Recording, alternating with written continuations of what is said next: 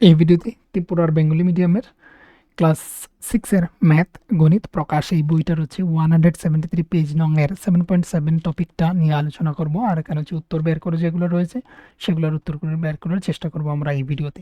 তো প্রথমেই রয়েছে ভগ্নাংশের তুলনা। ভগ্নাংশ কি সেটা সম্পর্কে আমরা চ্যাপ্টারের প্রথম দিকে আমরা জেনেছি। তো এখানে দেখো দুটি ভগ্নাংশ বা তার বেশি যদি থেকে থাকে তাহলে এইগুলোর মধ্যে তুলনা করা হচ্ছে। 4/5 হচ্ছে 5 আর এদিকে হচ্ছে 7/9। এই দুটির মধ্যে কোনটি বড় কোনটি ছোট সেটা আমরা দেখব। তো ফ্র্যাকশনের মধ্যে কোনটা বড় হয় কোনটা ছোট হয় সেটা আমরা জানতে পারবো এই ভিডিওর মধ্যে। তো এখানে হচ্ছে এই ধরনের দুটি ভগ্নাংশ সরাসরি সরাসরি তুলনা করা জটিল হতে পারে। এটা অবশ্যই জটিল হয়, ভগ্নাংশগুলোকে বড় ছোট আমরা সংখ্যা দ্বারা বলতে পারি না। এটা বিভিন্ন বিষয় রয়েছে, আমি তোমাদেরকে মানে ধীরে ধীরে আমি বলছি, দেখো। যাই হোক, আমরা জানি কিভাবে সমান হর করে দুটি ভগ্নাংশের সমতুল্য ভগ্নাংশ খুঁজে বের করতে হয়। আমরা এর আগের ভিডিওতে আমরা শিখেছিলাম যে কিভাবে সেগুলোকে সমতুল্য করতে হয়। সমতুল্য করে নিলে আমরা কোনটা বড় কোনটা ছোট সেটা বুঝতে পারবো। এবার সমতুল্য করার জন্য দুটি ধাপ রয়েছে, সেটা আমি দেখিয়ে দেব। এসো দেখি কিভাবে আমরা এটি ব্যবহার করতে পারি। তো এটা কিভাবে ব্যবহার করা হয় এখানে দেখো। এখানে রয়েছে প্রথমেই 4/5, এইদিকে হচ্ছে 7/9। তো এইদিকে হচ্ছে নিচেরটাকে হর বলা হয়। আমি যদি বলি তাহলে উপরেরটা হচ্ছে লব আর এখানে হচ্ছে হর। এটা মনে রাখবে সবসময়, নিচেরটাকে হর বলা হয়, উপরেরটাকে লব বলা হয়। আমি কিভাবে মনে রেখেছি সেটাও আমি অনেক ভিডিওতে আমি বলেছি। আমি লব কোষের থেকে হচ্ছে আমি মনে রেখেছি। লব এবং কোষ রামের হচ্ছে দুই পুত্রের নাম। তো লব কথাটা প্রথমে আসে, তো প্রথমে আসে যেহেতু সে হচ্ছে উপরে বসবে, আর হরটা যা রয়েছে তা তো আমরা জানি যে সেটা নিচে বসবে। এইভাবে করে মনে রেখেছি। তো দেখো লব আর হচ্ছে হর, তাহলে হরটাকে আমাকে সেম সেম করতে হবে। সেম সেম করার জন্য আমাকে নিতে হবে এলসিএম। এলসিএম হচ্ছে লয়েস্ট কমন মাল্টিপল। মাল্টিপল মানেই তোমরা বুঝতে পারছো, যেখানে মাল্টিপ্লাই করে পাওয়া যাচ্ছে। কমন মানে হচ্ছে সাধারণ, লয়েস্ট মানে হচ্ছে ছোট্ট। তো ছোট্ট যে হচ্ছে কমন মাল্টিপল সেটা আমরা বের করব। তো এখানে খুবই ইজিলি বের করে দেওয়া হয়েছে। দুটি সংখ্যাই হচ্ছে ডিভাইড টিভাইড কোনো কিছু যাচ্ছে না, দুটাকে গুণ করে দেওয়া আছে। 5 নং 45। তো 5 নং যেহেতু 45, তো এখানে হচ্ছে 5-এর সঙ্গে 9 গুণ, এখানে হচ্ছে 4-এর সঙ্গে 9 গুণ। কেন ওই 9টা দিয়ে তাকে গুণ করছি 5কে, তাহলে আমাকে 4কেও গুণ করতে হবে। এদিকে এসেছে 9 আর 7। এবার 9কে আমি 5 দ্বারা গুণ করব, তাহলে আমাকে 7কেও 5 দ্বারা গুণ করতে হবে। 5 দ্বারা গুণ করতে হবে। তাহলে এখানে হচ্ছে 5 নং 45, 45। আর এদিকে হচ্ছে 5 সাথে 35। এইদিকে এসে আমি দেখতে পাচ্ছি 5 নং হচ্ছে 45, এইদিকে হচ্ছে 4 নং 36। 4 নং 36। তো এই হচ্ছে এখানে, এই হচ্ছে এখানের মধ্যে যে এইদিকে হচ্ছে 36 আর এদিকে হচ্ছে 35। তাহলে এবার কোনটা হচ্ছে বড়, উপরের কোনটা, নিচ তো হচ্ছে সেম সেম। উপরে বড় কোনটা, উপরে হচ্ছে যে লব বড় হবে সেই বড়। তাহলে লব হচ্ছে এখানের বড় 36, তাহলে এটা বড়। তার অর্থ হচ্ছে এটা বড়, তার অর্থ হচ্ছে উপরের এটা বড়। তার অর্থই মানে এখানে এটা বড়। 4/5, 4/5টা বড়, যেহেতু তার হচ্ছে আলটিমেটলি রেজাল্টে কী হয়েছিল, তার বড় হয়েছিল লবটা। তাই এর জন্য মনে রাখতে হবে লব বড় হলে তবেই হচ্ছে বড়, আর হরটাকে আমাকে সেম সেম করতে হবে, তবেই আমরা ভগ্নাংশের তুলনা করতে পারবো। এখানে সেইগুলো আলোচনা করা হয়েছে যা আমি একটা সাধারণ গুণিতক নিয়েছিলাম 45, আমরা ওই সেম সেম এইগুলোই আলোচনা করা হয়েছে। বোঝা গেল এটা। এবার হচ্ছে পরবর্তীতে দেখে নাও।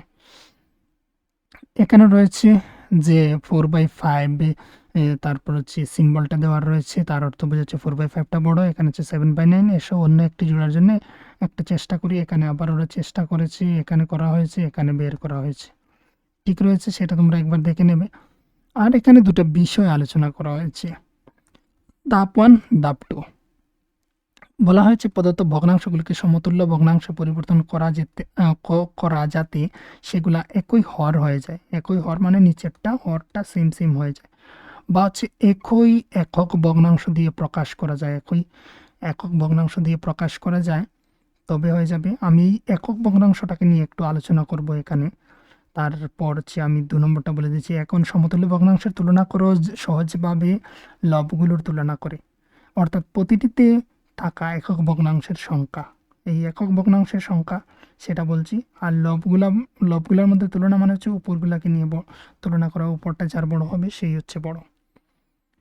এবার আসি আমি একক ভগ্নাংশ যেমন হচ্ছে 1/4, তারপর হচ্ছে 1/5, 1/100, মানে হচ্ছে উপরটা 1 হিসাব যেটা করা হয় সেটাকেই একক ভগ্নাংশ বলা হয়। তাহলে এবার যদি আমি বলতে চাই, এই একটা যদি আমরা এক্সাম্পল দিতে চাই, যেমন হচ্ছে 3/3 হচ্ছে 4, আর অপরটা যদি একটা ভগ্নাংশ নেই 5/6, এই দুটি নিলাম। এবার হচ্ছে এই দুটার মধ্যে আমি তোমাদেরকে একক ভগ্নাংশটা বুঝিয়ে দিচ্ছি, দেখে নাও। একক ভগ্নাংশ হচ্ছে এখানে 4 এবং 6-এর কিন্তু এলসিএম নিতে হবে। 4 এবং হচ্ছে 6কে এলসিএম যদি আমরা নেই তাহলে হচ্ছে প্রথমেই একদম ছোট নাম্বার 2 দিয়ে ডিভাইড করছি, তো 2 2 যা 4, 3 2 যা 6, এইগুলো আমরা পেয়ে গেলাম। নিচে এখানে 1 আসলে আমাদের মানে আমরা এখানে শেষ দেবো, তাহলে হচ্ছে 2 1 যা 2, এদিকে 3 যাচ্ছে না তো রেখে দিলাম। আবার হচ্ছে 2 দ্বারা নয় 3 দ্বারা দিতে হবে, কেননা এটা 3 দ্বারা এখানে ডিভাইড যাচ্ছে, তো হচ্ছে এখানে 1 কমা এদিকে হচ্ছে 3 1 যা 3 পেয়ে গেলাম আমরা এখানে। এইদিকে দেখো 3 3 দুগুণে 6, 6 দুগুণে হচ্ছে 12, এলসিএমটা যেটা পেলাম আমরা হচ্ছে 12 পেলাম। মানে এই 4 যে 2 2 যা 4, এখানে এই যে 2 রয়েছে 2 2 যা 4, দুটি রয়েছে 2 2 যা 4 এখানে রয়েছে, নেই যেটা সেটা হচ্ছে 3, তাহলে আমাকে 4 এর সঙ্গে 3টা মাল্টিপ্লাই করতে হবে। আমি পুরো অঙ্কটাই তোমাদেরকে বুঝিয়ে দিচ্ছি, তাহলে তোমাদের পরবর্তী সময়ে যখন সময় করবো তখন সময় তোমরা বুঝতে পারবে। এই 3টা এক্সট্রা ছিল এখানের মধ্যে, আমি একটা অন্য ধরনের পেন নিয়ে নিচ্ছি। এই যে এখানে 3টা, এখানের এই 3টা কি রয়েছে এক্সট্রা রয়েছে, 2 2 যা 4 তো এখানে অলরেডি আমার রয়েছে, তাহলে 3টা এক্সট্রা আমি এখানে তার সঙ্গে গুণ করেছি, তাহলে সেটাকে উপরে গুণ করতে হবে, লবের সঙ্গে করতে হবে। এইদিকে যদি আমি আসি তাহলে আমি 6 লিখলাম, 3 2 যা কত হচ্ছে 6, আর রয়েছে কত এক্সট্রা 2, তাহলে ওই 2কে তার সঙ্গে গুণ করতে হবে, তাহলে যেহেতু 6-এর সঙ্গে করেছি 5-এর সঙ্গে করতে হবে। তাহলে এবার নিচে হচ্ছে 12, এইদিকে হচ্ছে 3 3 9, আর এখানে হচ্ছে দেখো 3 দুগুণে হচ্ছে 6 দুগুণে হচ্ছে 12, আর এখানে হচ্ছে 5 দুগুণে 10, এই করে নিলাম। এবার হচ্ছে তাহলে বোঝা যাচ্ছে কোনটা বড়, যেহেতু আমার ওই দিকটা বড় তাহলে এটা বড়, তাহলে ওইটা বড়, এটা বড় আমার ভগ্নাংশ ওটার থেকে, এইটার থেকে ওইটা বড়, বোঝা যাচ্ছে এখানের মধ্যে। এবার বলতে হচ্ছে একক ভগ্নাংশ মানে আমি কি বলবো, এখানে যে আমি তোমাদেরকে দেখিয়ে দিচ্ছি, এখানে যা কিছু আলোচনা করেছিলাম এখানটা আবার আমি তোমাদেরকে বুঝিয়ে দিচ্ছি। যারা মনোযোগ সহকারে দেখছো তোমরা নিশ্চয়ই বুঝতে পারবে কি বলতে চাচ্ছি আমি। দেখো এখানে একই হর, তার মানে হর কি হয়েছে একই হয়েছে, যদি হরগুলা একই হয় তাহলে সেটা সমতুল্য ভগ্নাংশ হয়ে গেল, সমান সমানভাবে আমরা করে নিলাম। তাহলে এই ক্ষেত্রে কি, এই ক্ষেত্রে হচ্ছে সহজভাবে লবগুলো তুলনা করে বলা যাবে কোনটা বড়, তাহলে ওই দিকটা বড়। তাহলে আমি এবার বুঝতে পারছি যে আমার এই দিকেরটা বড়, তার মানে হচ্ছে ওই দিকেরটা বড়, ওই 5/6টা বড় ভগ্নাংশ। একক ভগ্নাংশ মানে বোঝাচ্ছে 9 1/12, মানে 9টি 1/12 কয়টি, 1/12 হচ্ছে 9টা, এদিকে হচ্ছে 10টি 1/12, এইদিকে হচ্ছে 1/12 কয়টা 10টি, এইদিকে হচ্ছে 1/12 মানে 12টার মধ্যে একটা পার্ট, তো এটা কয় টুকরো 9টি, এদিকে হচ্ছে 10টি। তোমরা যদি রুটির সেই হিসাবটা যদি তোমরা জানো তাহলে তোমরা বুঝতে পারবে এই বিষয়গুলো আমি কি লিখেছি।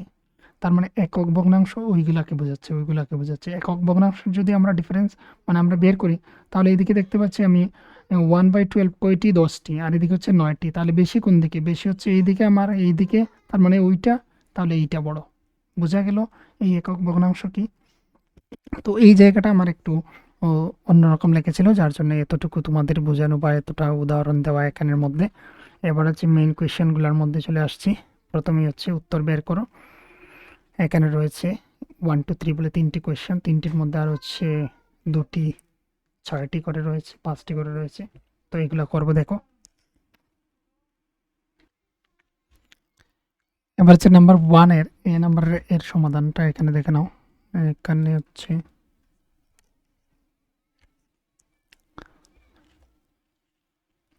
প্রথমেই রয়েছে এখানে 8/3, নাম্বার এ এর 8 বাই হচ্ছে 3 কমা হচ্ছে 5/2, এলসিএম নেব, তো এখানে হচ্ছে এইগুলাকে ডিভাইড করে যাচ্ছে না যেহেতু, তাহলে হচ্ছে 3 দুগুণে 6, এই 2 দিয়ে তার সঙ্গে গুণ করেছে 3 দুগুণে 6, তাহলে এখানে হচ্ছে 2 দিয়ে গুণ করছে 8 এর সঙ্গে, 8 দুগুণে হচ্ছে 16, আর এদিকে হচ্ছে তাহলে 6, 3 দুগুণে 6 আর 5 দুগুণে হচ্ছে 10।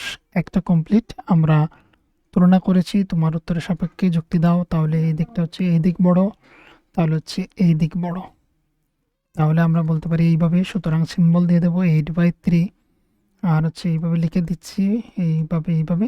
যেহেতু বলা হচ্ছে তোমার সাপেক্ষে যুক্তি দাও, তাহলে তোমরা বলতে পারো যে এখানে এখানে হচ্ছে 8/3 এর লব বড়, তাই এর জন্য হচ্ছে 8/3 বড়, এইভাবে কথাটা বলে দিতে পারো। তারপর হচ্ছে নাম্বার বিতে হচ্ছে এখানে লিখে নিচ্ছি, দেখে নাও 4/9, এখানে হচ্ছে 3/7, তাহলে হচ্ছে 7 নং 63। কেননা এই 7 ডিভাইড যাচ্ছে না, 9 নিয়ে এমন কোনো সংখ্যা দিয়ে তারা কমনলি ডিভাইড যাচ্ছে না, তাই এর জন্য আমরা 7 নং হচ্ছে 63 আমরা লিখে দেবো। 7 নং 63, 4 সাথে হচ্ছে 28, ওই 7 দিয়ে উপর নিচে তাকে গুণ করছি। আর এদিকে হচ্ছে 3, এদিকে হচ্ছে 7 নং 63, আর এদিকে হচ্ছে 3 নং 27। তাহলে হচ্ছে এবার দেখতে পাচ্ছি এই দিকটা বড়, তাহলে এই দিকটা বড়, তাহলে সুতরাং আমরা বলতে পারি এইগুলাকে এখানে না লিখে এখানে কমা দিয়ে লাস্ট পর্যায়ে আমরা লিখতে পারি 9/4, এবার সিম্বল দিয়ে 3/7। কমপ্লিট। এবার হচ্ছে নাম্বার ডিতে রয়েছে 12/5, এদিকে রয়েছে 8/5। এই অবস্থায় আমরা দেখতে পাচ্ছি অলরেডি সেটা মিলানো রয়েছে। আর এদিকে হচ্ছে 12/5 বড়, তাহলে 12/5 যেহেতু বড়, তাহলে হচ্ছে আমরা 12/5 এটাকে এই সিম্বল দেবো 8/5, যেহেতু আমাদের এটা করা রয়েছে অলরেডি, আর কোনো কিছু করার প্রয়োজন নেই। আবার নাম্বার হচ্ছে নাম্বারটা থেকে দেখবো, নাম্বারটা হচ্ছে 9/4 আর কমা হচ্ছে 5/2, তাহলে এইদিকে হচ্ছে 4/9, আর এদিকে হচ্ছে 2 2 4, 2 2 4, 5 2 10, তাহলে ওই দিকটা বড়।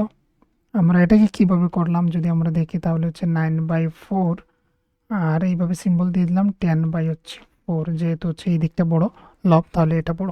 এখানে এটা কমপ্লিট, এখানে নম্বর পর্যন্ত কমপ্লিট। বাকি যে দুটি রয়েছে 2 এবং হচ্ছে 3, সেটা হচ্ছে অপর একটা ভিডিওতে তোমরা পেয়ে যাবে, যেখানে হচ্ছে ঊর্ধ্বক্রমে সাজাও এবং অর্ধক্রমে সাজাও, সেটা তোমরা পেয়ে যাবে এন্ড স্ক্রিনে এখানে দেখতে পাবে সেই ভিডিওটা, আর সেখানে তোমরা ক্লিক করে দিলে চলে যাবে ওই ভিডিওর মধ্যে।